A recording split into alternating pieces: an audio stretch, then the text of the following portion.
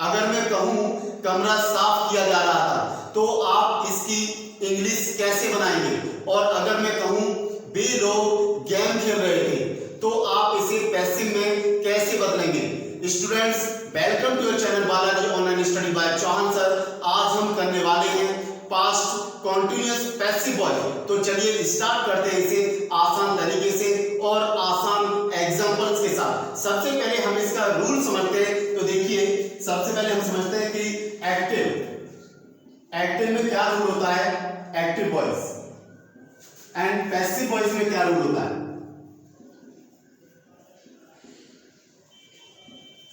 तो सबसे पहले एक्टिव देखिए, एक्टिव में हम क्या यूज करते हैं?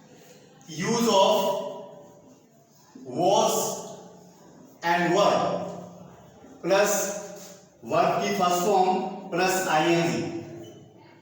यानी यहां पर आई के साथ वॉज का यूज होगा, यूवीजे के साथ वर्ब का यूज होगा, and he seat name third person singular के साथ यहां पर वॉज का यूज होगा। और आपको पहचान क्या होती है इसकी? पहचान जैसे रहा था, रही थी, रहे थे, यानी ये शब्द आपको वाक्य के अंत में मिलते हैं। यानी वाक्य के अंत में आपको रहा था, रही थी, रहे थे। नेक्स्ट हम पैसिव वॉइस का देखते हैं। पैसिव वॉइस में हम क्या यूज करते हैं? यूज ऑफ यहां पर वॉज बीइंग एंड वर्बिंग का यूज होता है। यहां भी आपको जो रूल यूज करना है सेम, जैसे आई के साथ वॉज, यूवीजे के साथ वर्ब, ही सीट नेम के साथ आपको वॉज का यूज करना है। यहां भी क्या रहेगा? सेम रहेगा। और जो पहचान होने वाली है इसकी पहचान भी इसकी क्या रहेगी? यही पहचान रहेगी, सेम पहचान रहेगी इसकी। यानी रहा था, रही थी, रहे थे। यानी यहां पर यूज क्या करना है? वॉज के साथ विंग का यूज करना है, वर्ब के साथ विंग का यूज करना है। यानी ये वॉज वर्ब क्या है? वॉज एंड वर्ब ये हमारे है क्या? यहां पर हमने वॉज और वर्ब यहां भी यूज किया है। ये हमारे हेल्पिंग वर्ब है। हेल्पिंग वर्ब यानी टाइम वर्ब है। ये हमें क्या बताते हैं? समय बताते हैं। समय के लिए यानी टेंस के लिए हम इनका यूज करते हैं। तो देखिए, हम यहां पर एक एग्जांपल देखते हैं एक्टिव के लिए। एक्टिव वॉइस जैसे रवि दिल्ली जा रहा था। Ravi was going to Delhi. Ravi was going to Delhi, Ravi Delhi जा रहा था। नेक्स्ट देखिए पैसिव वॉइस, जैसे रवि को दिल्ली भेजा जा रहा था। Ravi was when sent to Delhi, sent to Delhi। आपको ध्यान रखना है कि यहां पर हमेशा पैसिव में एक्शन की थर्ड फॉर्म यानी वर्ब की थर्ड फॉर्म का यूज होता है। हमने यहां पर सेंट यूज किया है, यानी सेंट की थर्ड फॉर्म हमने यूज की है सेंट। ओके, एंड वॉज के साथ हमने क्या है? विन का यूज किया है। और यहां पर रवि क्या है? थर्ड पर्सन सिंगुलर है, इसलिए हमने क्या है? वॉज का यूज किया है। तो चलिए इसे आगे हम करते हैं। एक्टिव और पैसिव को हम बदलेंगे और समझेंगे कि किस प्रकार एक्टिव को पैसिव में बदला जाता है और किस प्रकार हम डुअल लगाते हैं, सब्जेक्ट का यूज करते हैं, और कहां पर हम सब्जेक्ट यानी डुअल का यूज नहीं करते हैं। तो आगे बढ़ेंगे। सबसे पहले हम समझते हैं कि एक्टिव को पैसिव में कैसे चेंज करते हैं। तो देखिए, सबसे पहले इसका स्ट्रक्चर देखते हैं। यानी एक्टिव वॉइस का सबसे पहले सब्जेक्ट आएगा, उसके बाद वॉज या verb plus V1 plus ING, verb की first form plus ING plus object आएगा, and full stop. Passive voice का देखिए, जहां हम सब्जेक्ट यूज कर रहे थे यहां पे हम ऑब्जेक्ट का यूज करेंगे। वॉज विंग, वर्बिंग प्लस वर्ब की थर्ड फॉर्म यानी एक्शन की third form plus by plus subject आएगा। और ये ऑप्शनल है यहां पर, यानी हम यूज कर भी सकते हैं और यूज नहीं भी कर सकते हैं। जैसे देखिए एग्जांपल देखते हैं। एक्टिव वॉइस, वह कमरा साफ कर रही थी, यानी उसके द्वारा काम हो रहा था, यानी करने वाला डुअर यानी सब्जेक्ट यहां पर है। तो वह कमरा साफ कर रही थी, यानी सी वॉज का यूज करेंगे, थर्ड पर्सन सिंगुलर है, सी वॉज साफ करना, क्लीन होता है cleaning the room. Next passive voice देखिए, कमरा साफ किया जा रहा था, यानी कोई काम किया जा रहा था, वो क्या किया जा रहा था, कमरा साफ किया जा रहा था।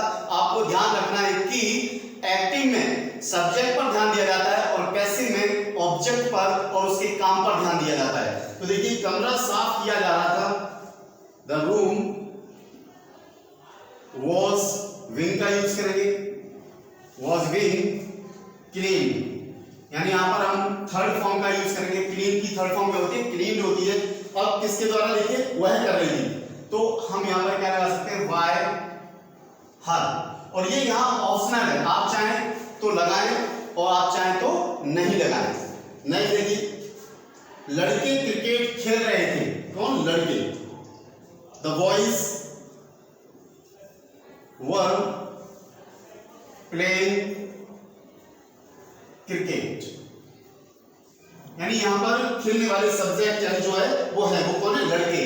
तो नेक्स्ट देखिए, इसको पैसिव वॉइस में बदलते हैं, क्रिकेट खेला जा रहा था, यानी क्या खेला जा रहा था, क्रिकेट, यानी क्रिकेट ऑब्जेक्ट है, cricket was win played, play की थर्ड फॉर्म क्या होती है, प्लेड, किसके द्वारा, लड़कों के द्वारा, बाय द बॉयज। यहां भी ये ऑप्शनल है, यानी स्पोकन में आप चाहे यूज करें या यूज ना करें। अगर आप इसे सिलेबस के हिसाब से करते हैं, एग्जाम के हिसाब से करते हैं, अगर वहां पर डूअर दिया है तो आपको चेंज करना पड़ेगा। नेक्स्ट देखिए, एक्टिव वॉइस, वह कार ठीक कर रहा था, कौन, वह, he was repairing the car, He was repairing the car, वह कार ठीक कर रहा था। नेक्स्ट देखिए, कार ठीक की जा रही थी, यानी ऑब्जेक्ट क्या है, कार ठीक की जा रही थी, यानी ये क्या है, पैसिव वॉइस है। तो यहां पर देखिए, कार ठीक की जा रही थी, the car was being repaired। अब यहां पे क्या है, वह, तो वही के अनुसार आप क्या लगाएंगे, by him। ये भी यहां ऑप्शनल है, आप चाहे लगाएं आप चाहे नहीं लगाएं। In the car was being repaired by him, यानी कार ठीक की जा रही थी, या हम कह सकते हैं कि उसके द्वारा कार ठीक की जा रही है। इसके और सेंटेंसेस बनाते हैं और इसे डीपली समझते हैं कि यहां पर होता क्या है। अब हम कंप्लीट पैसिव वॉइस बनाएंगे। चलिए हम अब और एग्जांपल्स बनाते हैं। तो सबसे पहले लेते हैं हम इंटरोगेटिव सेंटेंसेस,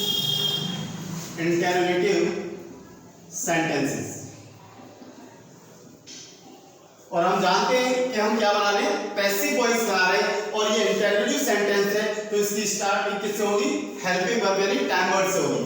तो हमारा टाइम वर्ड क्या है, वॉज या वर,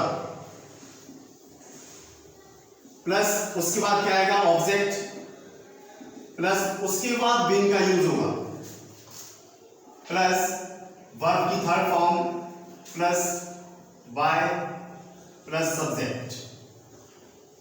और हमें ध्यान रखना है एंड क्वेश्चन मार्क, ये बाय प्लस सब्जेक्ट ये क्या है, ऑप्शनल है, यानी हम इसे यूज कर भी सकते हैं और नहीं भी कर सकते हैं। अगर हमें इसे यूज नहीं करना है तो हमें यहाँ पे क्या यूज करेंगे, ऑब्जेक्ट टू का यूज करेंगे, यानी ये ऑब्जेक्ट 1 हो जाएगा और यहाँ पर ऑब्जेक्ट 2 हो जाएगा। और ये भी जरूरी नहीं है कि ऑब्जेक्ट 2 सेंटेंस के अंदर आए। तो देखिए एग्जाम्पल देखते हैं, क्या यहां अंग्रेजी पढ़ाई जा रही थी। अब यहां ऑब्जेक्ट देखिए, ऑब्जेक्ट क्या है, ऑब्जेक्ट क्या है यहां पर, अंग्रेजी, और ये क्या से स्टार्ट है, इंटरोगेटिव सेंटेंस है। पढ़ाई जा रही थी यानी कोई काम किया जा रहा था लेकिन किसी के और के द्वारा किया जा रहा था, यानी ये क्या है, पैसिव है। तो यहाँ पे अंग्रेजी यानी ये क्या है, सिंगुलर है, तो क्या है ना, वॉज इंग्लिश विंग, टीच की थर्ड फॉर्म क्या होती है, टॉट, कहां पर, यहां, इसे हम ऑब्जेक्ट 2 मान सकते हैं, here. Was English wing taught here, क्या यहां अंग्रेजी पढ़ाई जा रही थी। जैसे नेक्स्ट देखते हैं, अफर्मेटिव सेंटेंस बनाते हैं इसका, अफर्मेटिव।